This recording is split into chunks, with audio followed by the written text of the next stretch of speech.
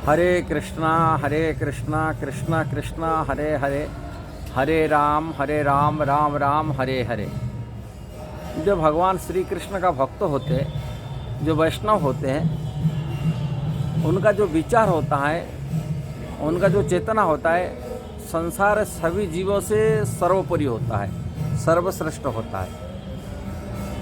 का भगवान श्री कृष्ण का भक्त होने के नाते सबसे उन्नत कॉन्शियसनेस, उन्नत चेतनाशील यदि व्यक्ति कोई है, वो भगवान श्री कृष्ण का भक्त। चेतना के ऊपर जीवात्मा तो संसार में अनेक है, उन्हीं की चेतना ऊपर विचार किया जाता है। वो चेतना कितना विकासशील है, पूर्ण विकासशील के कौन है, और जो अवचेतन वाले रहते, जीव आत्मा है किंतु चेतन अवचेतन रहते, उनकी चेतना विकसित नहीं है, पूरी अवरुद्ध रहता है। जिस प्रकार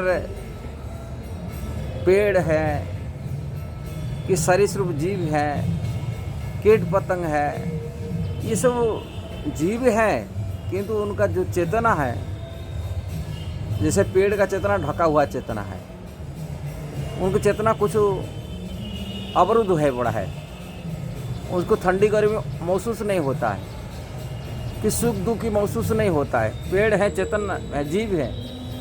ऐसे ही थोड़ा से आगे विकास करता तो जैसे सरीसृप कीट पतंग होता है, फिर इससे थोड़ा पशु हो जाता है, पशु से मनुष्य होता है। अब मनुष्य में कई कैटेगरी के होते हैं। जो मनुष्य आत्मचेतना में नहीं है, आत्मज्ञान नहीं है, केवल देह बुद्धि में रहने वाले होते हैं, मनुष्य होते भी एक पशु कहा जाता है उनको। किंतु आत्मा बुद्धि में भी जो आत्मा के ज्ञान है, समझता है मैं आत्मा हूँ, किंतु इतना समझ जाता है खाली आत्मा है, किंतु आत्मा के ऊपर कोई कार्य नहीं करता है,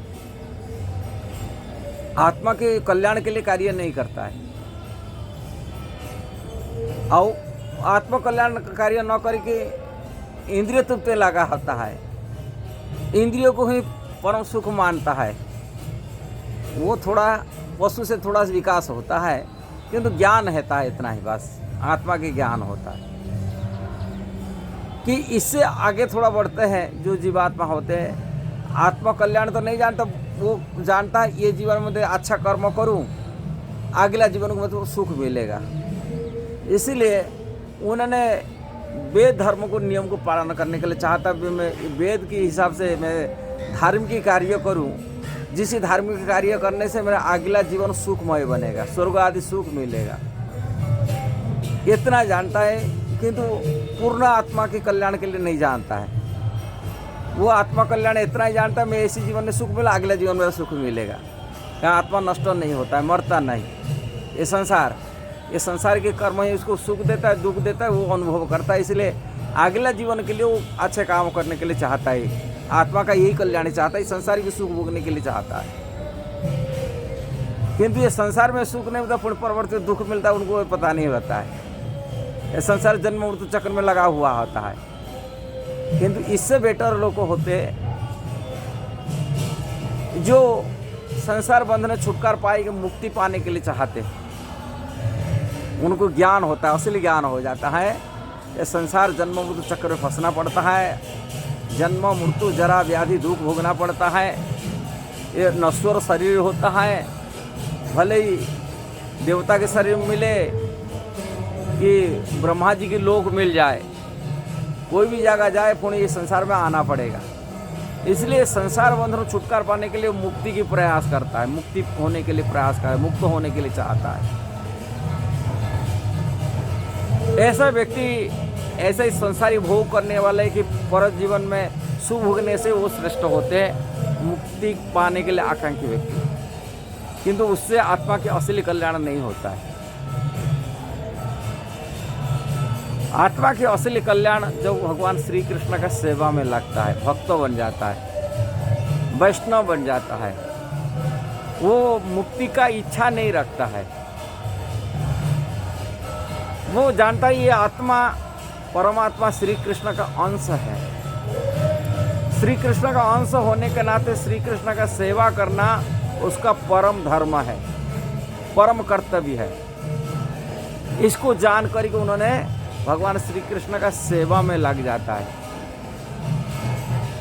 किंतु इससे भी श्रेष्ठ होते हैं जो अपने सुख को छोड़कर ही कृष्ण सुख के लिए अपने जीवन को समर्पित कृष्ण की सेवा में लगता है। दास्य, सख्य, वात्सल्य, माधुर्य चारों रस में भगवान कृष्ण से अपना रिश्ता बनाता है।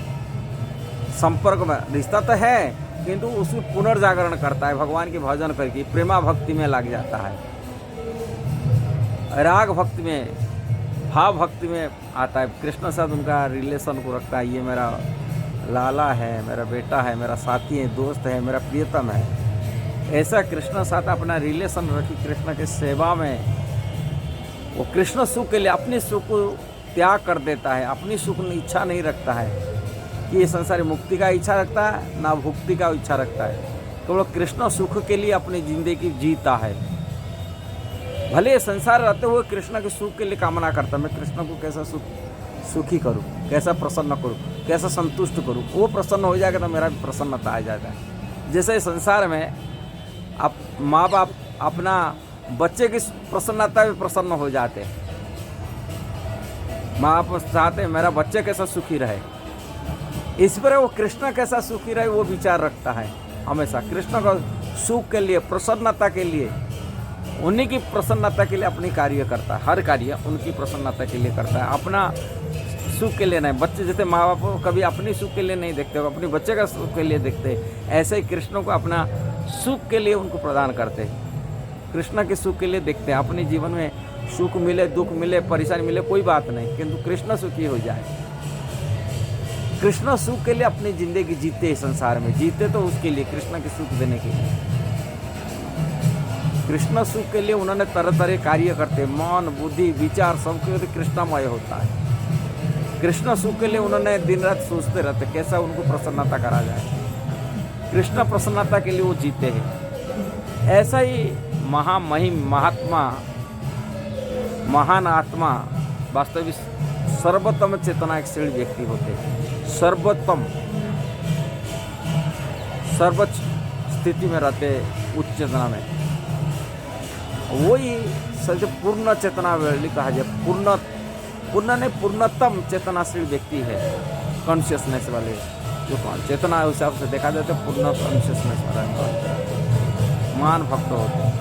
वो कृष्ण सेवा के लिए तत्पर रहते हैं, हमेशा कृष्ण के सुख देने के लिए विचार रखते हैं। इसलिए भक्ति के रहस्य को वैष्णव भक्तों से, शुद्ध भक्तों से समझा जा सकता है। जो भगवान से नाता जोड़ा हुआ प्रेम कर रहे, भक्ति कर रहे, उनसे संपर्क रखने से, उनकी कथा सुनने से, ऐसे व्यक्तियों से जोड़ते हैं, तभी हम शुद्ध भक्ति का रहस्य को समझ पाते हैं। यदि हम निराकार मानने वाले हैं, नास्तिक व्यक्ति हैं, देवी देवता की उपासना में फंसा हुआ व्यक्तियों की संगति करते हैं, तब ये भक्ति से हम प्राप्ति नहीं कर पाएंगे। कारण उसी में फंसा हुआ, इंद्रिय तृप्ति में फंसा हुआ, देवी देवता पूजा में फंसा हुआ, नहीं तो भगवान को निराकार मानने वाले, निराकार ब्रह्म उपासना करने वाले, हाँ, भगवान की परम सत्य, भगवान कृष्ण को परम सत्य रूप में नहीं माना, ऐसे व्यक्तियों की संगति करने से शुद्ध भक्ति प्राप्ति नहीं कर सकते।